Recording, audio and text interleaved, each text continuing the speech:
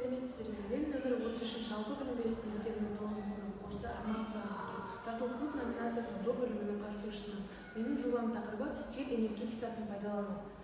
Мақсатын айта кететін болсам, туындап отырған энергия тапшылығы мен қоршаған ортаның ластануын шешудің тиімді жолы жел мен күн баламалы энергияларын пайдалану. Бұл жобада да жел энергиясы туралы теориялық білімді тәжірибемен ұштастырып, жел қондырғыларының қоршаған ортаға зиянын келтірмей, адам өмірінде пайдалы екенін дәлелдеу көзделеді.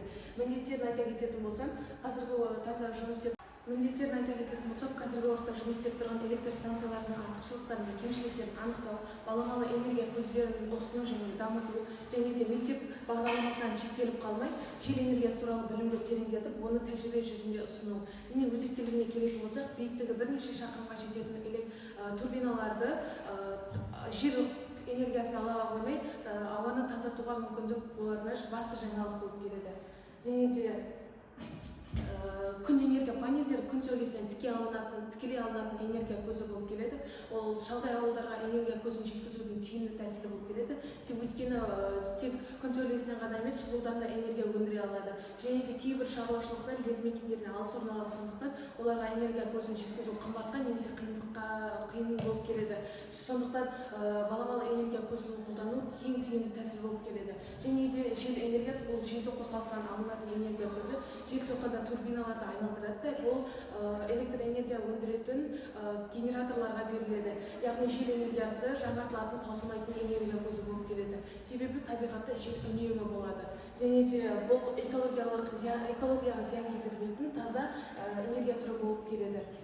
Және де егер елімізде жел генераторлары мен күн панельдері мүлдем болмаса, немесе саны аз болса, қоршаған ортаға зиянын келтіруі мүмкін. Өйткені жерді шамадан тыс қазу және де қоқыстың көбеюі жануарлар мен өсімдіктердің азаюына әкеліп соғады. Сондықтан мұнай, газ, көмір сияқты табиғи ресурстарды шамадан тыс қолдана бермей, күн, жел, баламалы энергияларын пайдалану өте маңызды болып келеді. Және де бұл табиғатты сақтап, болашаққа қолайлы орта қалдырудың тиімді тәсілі болып келеді. Және де артықшылықтар мен кемшіліктеріне келетін болсақ, артықшылықтар қоршаған ортаға зиянсыз болып келеді. Және де қайтадан жаңартылатын таусылмайтын энергия көзі ұзақ уақыт жұмыс істейді. Ең бастысы, ең қолайлысы тегін тоқ ала аламыз. Және кемшілігі ауа райына тәуелді болып келеді. Және күн панельдері түнде жұмыс істемейді, үлкен аумақты қажет етеді. Және де алғашқы орнату құны жоғары болып келеді. Және де менің жобамның ұсынысы Қазақстанда жел энергиясын дамыту. Болашаққа экологиялық қауіпсіздік пен энергия тапшылығын шешудің тиімді жолы болып келеді. Жел генераторлары қоршаған ортаны ластамай, таза әрі жаңартылатын қуат көзін ұсына алады. Осы бағытта желі көп аймақтарға генераторларды орнатып, отандық өндірісті дамыту және мемлекеттік қолдауды арттыру қажет. Сонымен қатар тұрғындар арасында баламалы энергия көздерінің маңызын түсіндіру жұмыстарын жүргізсе, бұл еліміздің тұрақты және жасыл болашағына жол ашады. Және де қазіргі таңда осындай баламалы энергия көздері адам өмірін жақсартып қана қоймай, экологиялық мәселенің алдын алуға көмектеседі.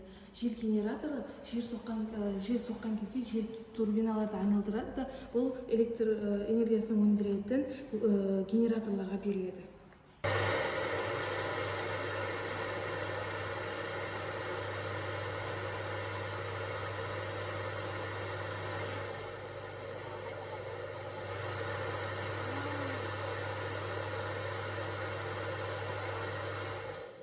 Қорытындылай келе, жел энергиясы болашақтың қауіпсіз және экологиялық таза қуат көзі. Ол табиғатты ластамай, ұзақ уақыт үнемділік пен тұрақтылықты дамытуға жол ашады. Қазақстанда жел энергиясын дамытудың мүмкіндігі мол, табиғи ресурстарды жеткілікті, әрі халықты жасыл технологияларға жел энергиясы болашақтың қауіпсіз және экологиялық таза қуат көзі. Ол табиғатты ластамай, ұзақ мерзімді үнемділік пен тұрақты дамытуға жол ашады. Қазақстанда жел энергиясын дамытуға мүмкіндік мол, себебі табиғи ресурстар жеткілікті, әрі халықты жасыл технологияларға бейімдеу арқылы елдің энергетикалық тәуелсіздігін қамтамасыз етуге болады. Бүгінгі таңда баламалы энергия таңдау емес, қажеттілік.